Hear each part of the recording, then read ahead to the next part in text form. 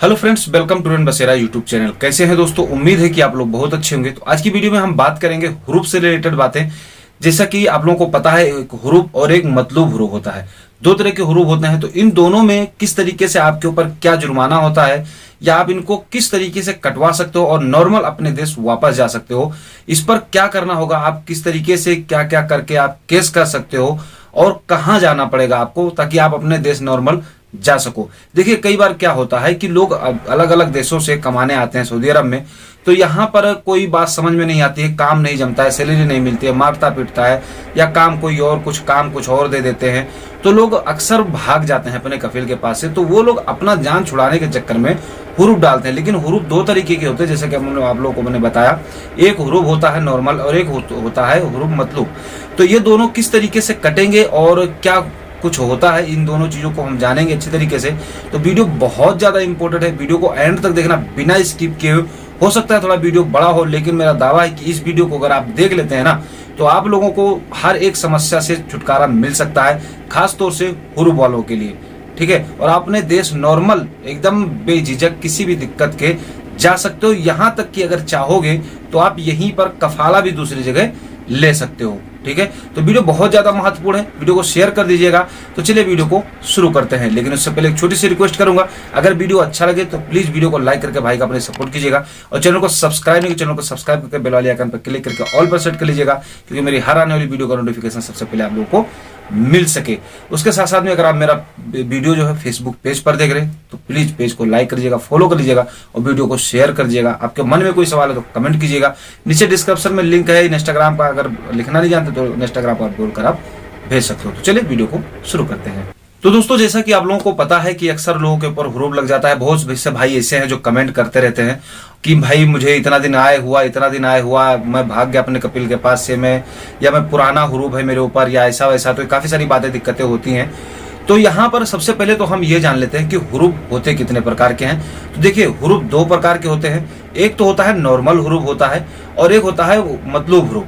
अब जो नॉर्मल हुरूफ है ये क्या है, इसको पहले जान लीजिए डिटेल में, उसके बाद में आगे हम बढ़ते हैं। ठीक है, तो जो नॉर्मल हुरूफ होता है इसमें क्या कंडीशन होता है कि जैसे अपने कफिल के पास आप काम कर रहे हो, ठीक है, आ गए काम कर रहे हो, आपको काम पसंद नहीं आया, चाहे आपको 10 दिन हुआ, 1 महीना हुआ, 2 महीना हुआ, जितना दिन भी हुआ, और काम पसंद नहीं आया या कुछ लोगों के भड़काने से आप बोले यार यहाँ इतना कमाई नहीं, आगे चल के बहुत ज्यादा कमाई होगी। कुछ लोगों के अंदर दिमाग, खुराफाती दिमाग होता है, मैं नहीं कहता हूँ सबके ऊपर होता है, कुछ लोग परेशान होकर भी भागते हैं। ठीक है, तो जब अपने कफिल के पास से आप भाग गए हैं तो वो कफिल जो है ना, वो अपनी सिरदर्दी हटाने के लिए, क्योंकि भाई उसके पास आया, उसकी जिम्मेदारी पे आया हो, उसका वीजा लगा है, कोई बात अगर आपको होती है तो सबसे पहले वो बुलाया जाएगा।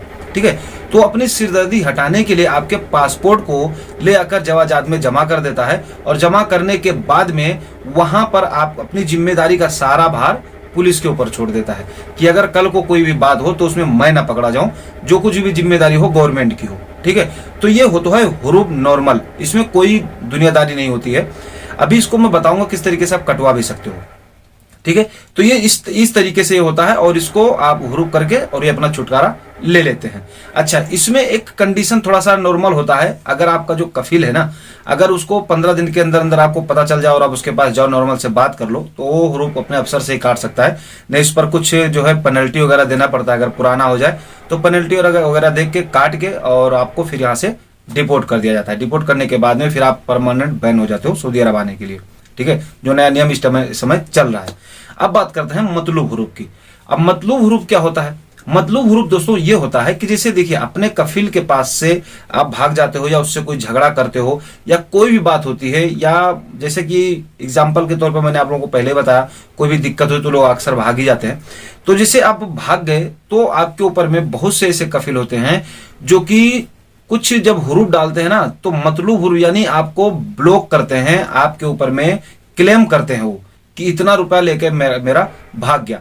अच्छा, क्या होता है कि कई बार हम नए नए आते हैं, हमको काम नहीं जमता है, तो 2 महीना 3 महीना होता है और हम फिर बोलते हैं सर हमको कफाला दे दीजिए, तो कफाला नहीं देता, बोलता है 10,000 दो, 20,000 रियाल दो, तब हम तुमको देंगे। ठीक है, अब आप दे नहीं पाते हो, आप भाग जाते हो। अगर आप जब भाग जाते हो तो वो आपके ऊपर मतलूब हुरूफ यानी आपके ऊपर केस करता है, जुर्माना वाला हुरूफ डालता है और उसके बाद में आपका जो पासपोर्ट है जवाजात में जमा करके आपको बैन कर देता है कि आप इस देश से जा ही नहीं सकते हो जब तक वो हुरूफ कटेगा नहीं। ठीक है, तो उस हुरूफ में, मतलूब हुरूफ में आप जा नहीं सकते हो। ठीक है। तो अब इसमें आपको क्या करना चाहिए, इस मतलूब ह्रूफ की अगर बात करें हम, तो ये थोड़ा पेचीदा जरूर है, पर थोड़ा आपको इसमें मेहनत भी अलग से करना पड़ेगा, थोड़ी समझदारी भी दिखानी पड़ेगी, तभी ये कटेगा। तो इसके लिए आपको क्या करना होगा, देखिए इसके लिए आपको केस करना होगा।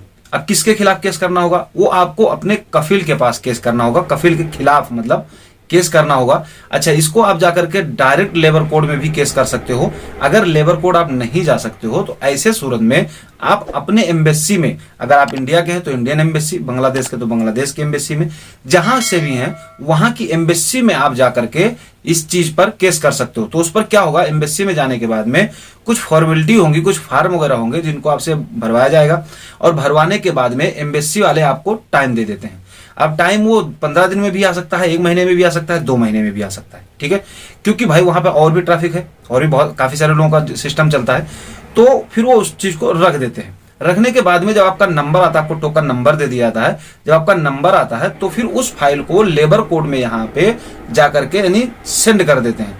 जब वो लेबर कोड में सेंड करते हैं तो लेबर कोड जब पहुंचता है वो फाइल, तो वहां से आपको और आपके कफिल को दोनों को फोन करके बुलाया जाता है, ठीक है, लेबर कोड में। अब जब आप दोनों लोग लेबर कोड में जाते हो तो वहां पर जैसे आपने जो केस किया है ना, तो केस में आपने अलग अलग तरीके से किया होगा कि जैसे भाई मेरे को 6 महीने हो गए सैलरी नहीं मिली, या 2 महीना हो गया सैलरी नहीं मिला, या मेरा अकामा नहीं बना था, या मुझे मारते पीटते थे, जो भी होगा आप केस लिखवाओगे ना वहां पे। अब मेरा कफिल मेरे से बोलता था कि मेरा 10,000 20,000 रियाल लेके चले गए हो, ठीक है।